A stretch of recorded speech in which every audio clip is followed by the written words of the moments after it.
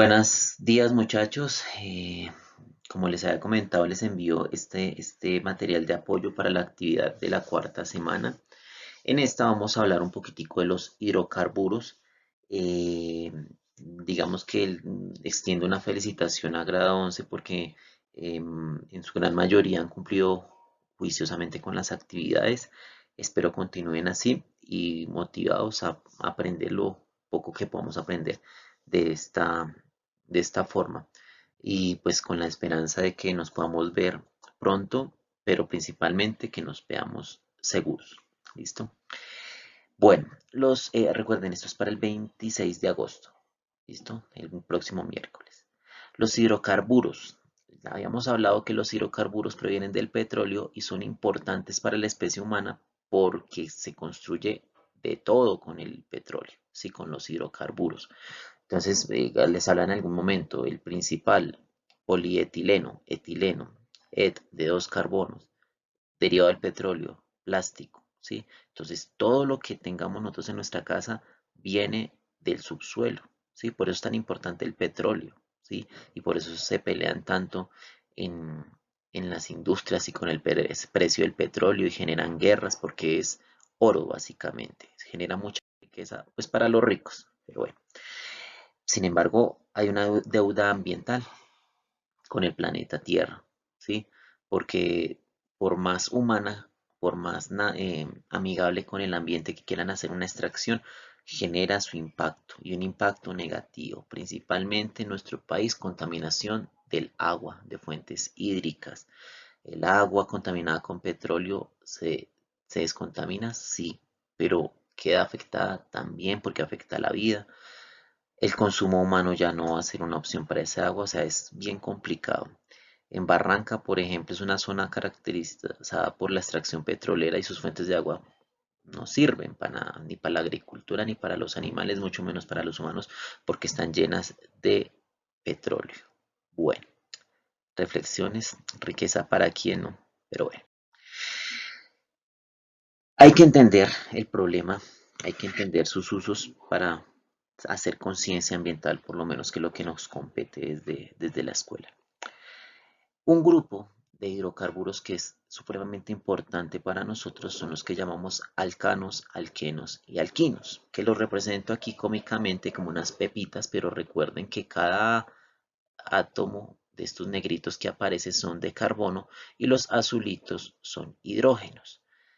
Alcanos, alquenos y alquinos. Si ustedes identifican así a simple vista, la diferencia consiste en que entre los carbonos hay enlace sencillo, doble o triple. Pero entonces veníamos con una pregunta de los talleres pasados. ¿Qué representan esas lineecitas? Entonces muchos decían, ¿son las uniones de los átomos? Sí, pero una unión es esto. ¿Será que los átomos se unen así? No. Realmente lo que sucede en esos enlaces es que cada átomo tiene unas órbitas donde están sus electrones y por ahí se unen por esas órbitas. Entonces lo que se genera es una sobreposición, es decir, quedan algo así y ellos se atraen y generan una zona donde probablemente están los electrones compartidos. ¿Sí? Hay zonas sencillitas como estas o complejas como estas. Eso es lo que representamos con una linecita, dos linecitas o tres linecitas. En este caso, estos dos moraditos generan un enlace y este otro enlace es azulito, por eso hay un doble enlace. ¿Listo? Es complejo de entender aquí en el computador, pero bueno, lo que me interesa es que ustedes sepan que cada linecita representa enlace y cada enlace es una región donde probablemente están los electrones. Dos acá y dos en la otra linecita. Bueno. Sobre los hidrocarburos, pues vamos a ver esto que es la nomenclatura. Primero, ¿qué diferencia a los alcanos, a los alquenos y a los alquinos? Enlace sencillo, enlace doble y enlace triple. Profesor, pero si en un hidrocarburo tengo tres dobles enlaces, ¿es posible? Sí. Si tiene dobles enlaces, es un alqueno. Si tiene dos triples enlaces, es un alquino. Si tiene enlace sencillo y después enlace doble, es un alqueno. ¿Sí? Si mínimamente hay uno de estos, es alqueno. Si mínimamente hay uno de estos, es un alquino. Y si todos son enlaces sencillos, es un alcano. ¿Listo? Ejemplo, metano, etileno y acetileno, que los veremos en el próximo taller. Y bueno, ejemplos en su estructura. el etano con enlace sencillo carbono-carbono, eteno o etileno, enlace doble entre carbono-carbono y etino, enlace triple entre carbono y carbono. Listo, para que lo tengan en cuenta. Un alcano, un alqueno, un alquino. Reforzando lo que vimos la vez pasada, ¿qué relación tiene el nombre del hidrocarburo con la cantidad de carbonos que tenga la molécula? Esta, pues queda de acuerdo al número de carbonos que tenga, se le va a dar un nombre. Este prefijo, este inicio del nombre es lo que depende del número de carbonos. Para 1 el prefijo es met, para 2 et, para 3 prop, para 4 but, 5 pent, ex, en el caso de la guía de la vez pasada, 7 hept, por eso era heptano, y 8 octano. Y así para cada cantidad de carbonos hay un prefijo. Entonces el nombre depende de la cantidad de carbonos. Listo. Miremos esta estructura, que es un punto muy similar al que aparece en su taller. ¿Cómo podría llamarse esta estructura? Primer pregunta que deben hacerse, ¿es un hidrocarburo?